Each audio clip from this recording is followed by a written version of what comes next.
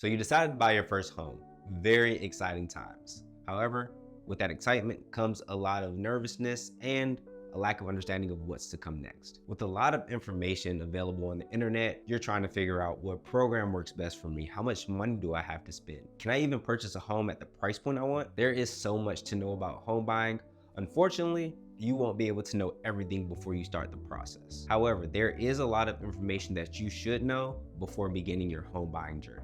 Hi, my name is Gerald Jordan. I'm a licensed agent here in the DC metropolitan area. I'm top 10 in sales in the nation, sold over $100 million of real estate, and I'm here to help you understand the process from A to Z.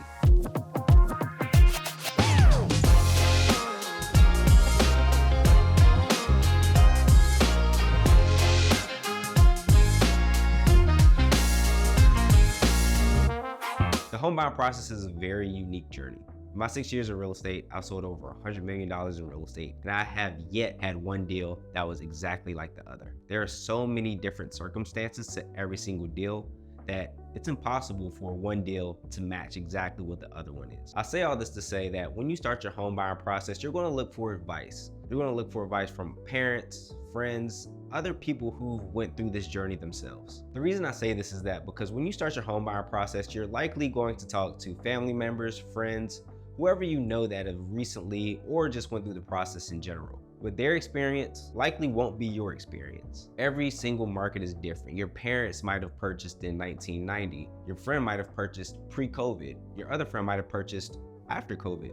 So it's a lot of different situations where, again, it's going to be a very unique process. So while these people are in your corner for a good reason and they can provide great advice, just understand that this process is not their process. So you can ask them for advice, but the stipulations may change. When you decide that you want to purchase your first home, it's advantageous to speak with a realtor or a real estate professional in your local area that has a great reputation and an understanding of the current real estate market. Now, the consultation is a good step towards your goal, but the first step in the process to getting your first house is to get your pre-approval letter. Your pre-approval letter is a letter from a lender stating how much they will lend you for the purchase of your house. Now, if you want to understand the difference between a mortgage broker and a direct lender, click this link to see my video describing the differences between the two. But whoever you use works for the bank, and the bank is going to lend you money for this specific purchase. They're going to look at your entire financial picture, which includes your credit, your debts, and what your income is. And they're going to ask for documentation such as your W-2s, bank statements, pay stubs, tax returns, and any other documentation to show exactly how much money you make per year. Once they gather all the information they need, they're going to look at the entire picture and pre-approve you based off of the information that you provide. Again, this letter that they're going to give you is called your pre-approval letter. Now, you want to make sure that you get a pre-approval and not a pre-qualification. It's a distinct difference between the two. Pre-qualification versus pre-approval. What is the difference between these two? When buying a house, you want to get pre-approved. A pre-approval is an in-depth analysis of your entire financial profile. This is when a lender goes through all of your income documentation, such as your W-2s, bank statements, pay stubs, to make sure that your income matches what you provide on the loan application. A pre-qualification, on the other hand, is the kids' meal version of that. A pre-qualification is you just saying, hey, I make $100,000, and a lender just running with it. A pre-qualification is not an in-depth analysis of your financial picture. There have been a lot of cases where people shopped using their pre-qualification only to find out that they didn't actually qualify for the specific house they were under contract for. So when you're in the buying process, make sure to get a full pre-approval. If you're looking for more tips, make sure you follow me on Instagram at Gerald Jordan, where I give you more bite-sized information on the real estate process. Once you get your pre-approval letter, we're free to go home shopping. And it's really important to get your pre-approval letter before you see homes because it establishes your buying power. It helps you understand where you can purchase your home at. So instead of blindly looking at properties, you have a thorough understanding of what you can afford, how much it will be on a monthly basis, and what your cash outline is. It's also important to get pre-approved so that you know where you can buy, how much your mortgage is going to be, and how much your out-of-pocket costs are going to be. So your lender is going to provide you with this letter to provide to your agent, and you all are free to go shopping at that price point or below. And in some cases, depending on how long the house has been on the market, you can shop at a higher price and negotiate a lower one. Now, when you go home shopping, you're typically going to use a realtor, and that realtor is typically going to work by agreement only, meaning that you have to sign a documentation stating that I want to work with you exclusively to help me find my house. Now, there is usually a timeline involved with how long this agreement lasts, and there's usually a stipulation on how you can break an agreement if you don't like the services that you're getting from your current agent. Whatever that looks like depends on what you and your agent discussed, and it's in contract. But the home buying process, it looks different for every single person. So it's typical that somebody will find their house within that first 90 days. But again, the home buying process, it looks different for everybody. Some people, they find a house and go into contract with the first property that they see. Others, it takes a little longer. There's been cases where I've even worked with people for over a year. Of course, your pre-approval again lasts for 90 days, but to get reapproved is very simple. They are going to have to do a repull of your credit. They are going to have to get bank statements to make sure that you still have money in the bank. And they're also going to have to receive pay stubs to make sure that you're still on the job, making the same amount, if not more. But the home shopping process typically lasts about 45 days. Your agent should do a good job at screening properties, and you should be able to comfortably find something within the first 45 days. It sounds quick.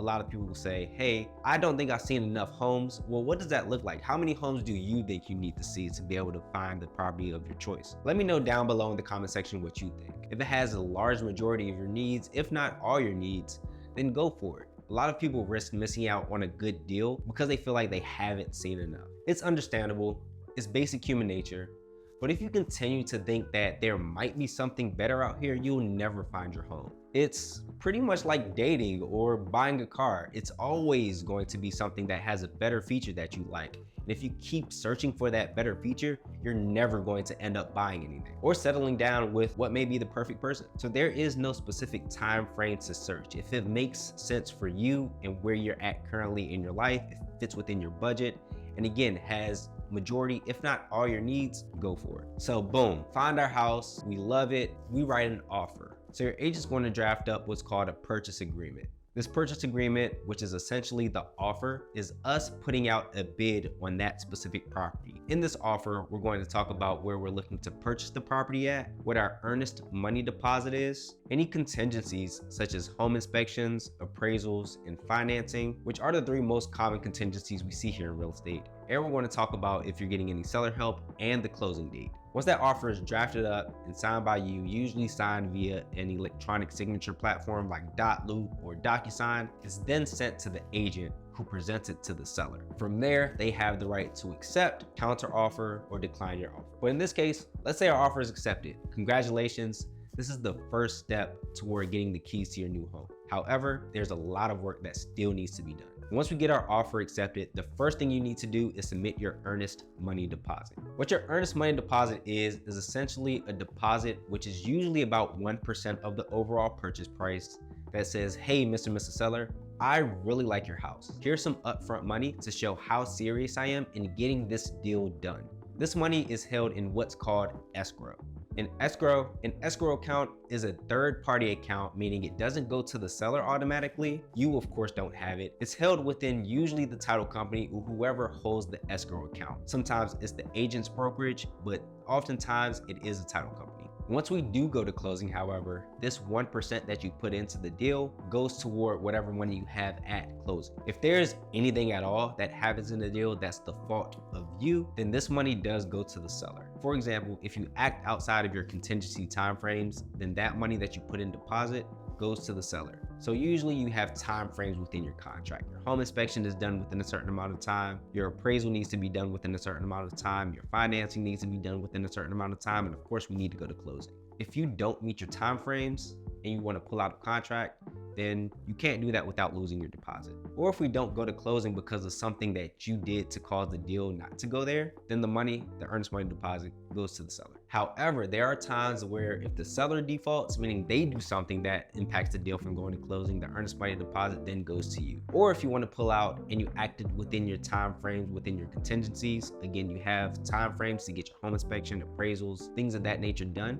If you had a 10-day home inspection contingency and you did your inspection on the 5th day, but you want to rescind because something came up that was huge, then you get your money back. You get your money back in certain instances with acting within the timeframes of your contingency. You can get your deposit back if you act accordingly to contract and act within the certain time frames within your contingencies. Now again, your earnest money deposit is at least 1% of the overall purchase price. For very rough and easy numbers, if we're looking at a $100,000 property, your earnest money deposit is $1,000.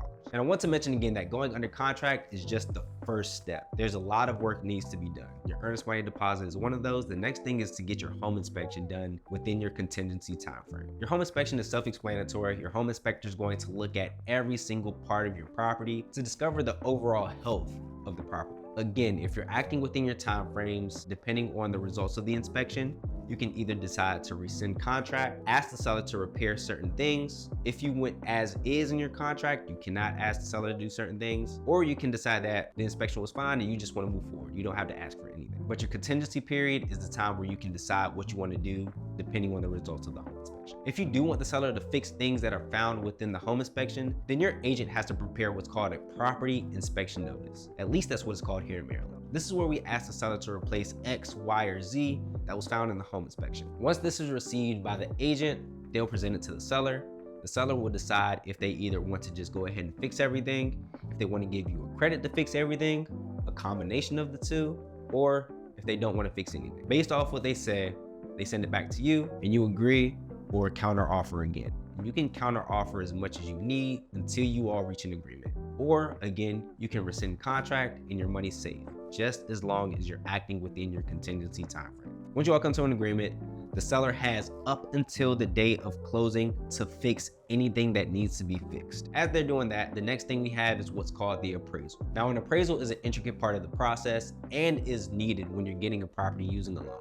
What it really is protection for the lender. So while they're making sure you buy a property at its true value, what it's really used for is the lender. The lender is not going to lend you money on a property that is valued less than what you're under contract for. So say, for example, again, for simple math, we are under contract for this property for $100,000. Let's say the appraiser goes out and appraises the property at $90,000. At this point, because we have an appraisal contingency, our goal is to ask the seller to reduce the price to that $90,000 value. They can either agree or they can ask you to make up the difference. You don't necessarily have to make up the entire difference, but they might ask you to make up some of the difference. If they do ask you to make up some of the difference, you have the right to say yes, no, or just rescind from the contract. Again, as long as we're acting with our contingency timeframes. On the other hand, if the appraisal comes in higher than what you're contracted for, that's great for you. You walk in the house with instant equity. Now, once the appraisal is done, there's not too much contact between you and the agent. It's really slow on that part. A lot of things are working in the background. So the first few days when we're under contract, it's like a whirlwind. And then we get to still waters. There's not too much that you need to do outside of provide documentation that the lender might ask for. It's not too much that your agent needs to do outside of making sure that the deal is moving forward in the fashion it needs to be. And it's not too much your lender needs to do outside of making sure the deal moves forward. But once everything is complete, you did your EMD, you did your inspection, you had your appraisal, everything is good with underwriting and processing. Now it's time to go to closing. Now, closing happens with the title company. You are to decide what title company you want to use early in the transaction when you go into contract. Your agent should have a good relationship with local title companies so that they can make sure everything is done. Now we're at closing. This is where you finalize the purchase for your property. You can usually bring the final proceeds in a cashier's check, but 9 times out of 10, they're going to request a wire. If you can bring a cashier's check or if they're going to ask for a wire, really depends on how much money you need to bring to closing. Now, the money you need to bring at closing is your down payment and your closing costs. 2 completely different costs, but all wrapped into one. Your down payment is your initial payment on your loan. Depending on the type of loan you get, depends on how much of a down payment you need. So for example, if you're using an FHA loan, you could bring as little as 3.5% to closing. If you're using a conventional loan, you could bring between 3% and 20%. If you're using VA, you can bring as little as 0% down all the way to 20%, or you can buy the house in cash. Now, your closing cost, on the other hand, is a one-time fee to transfer the property from one person to another. This consists of things like your title company fees, loan officer fees, real estate transfer taxes. All of those are encompassed in what we call our closing costs. Your closing costs are roughly about 4% of the overall purchase price, at least here in Maryland. Here in Maryland, it's customary that we see the closing costs at about 4% of the overall purchase price. Now, as a first-time home buyer, there are tons of programs to help mitigate your down payment and closing costs. And if you work with an agent like myself, I can connect you with the right lenders who can give you the most amount of money to mitigate these costs. There are programs here in Maryland such as the Maryland Mortgage Program, Prince George's County Pathways to Purchase, the Chenoa Fund, the Welcome Home Journey Home Program. All of these programs are able to help you as a first-time home buyer reduce the amount of down payment you have and closing costs. In addition, we can sometimes ask the seller for seller help. It's a deal-by-deal basis. If it's a very competitive deal, then it's less likely that we can ask for seller help. But if it's a deal that's been sitting on the market, they're willing to negotiate, we can definitely ask the seller to pay some of your closing costs. There's been many examples of where I help some of my clients come to the table with no money out of pocket, and sometimes they've even gotten money back at closing. So the home buying process, it's a very unique journey. Every single process is different. Your process is going to be different from your mother's process, your father's process, your friend's process. Every single process is unique, but I hope this video allows you to understand everything that's encompassed within the home buying process. If you learned something, be sure to like, comment, and subscribe for more real estate tips and tricks. Now, if you like this video and found it valuable, I'm sure you like this one. So go ahead and check it out. Of course, this is Gerald Jordan, your favorite DMV realtor, signing out.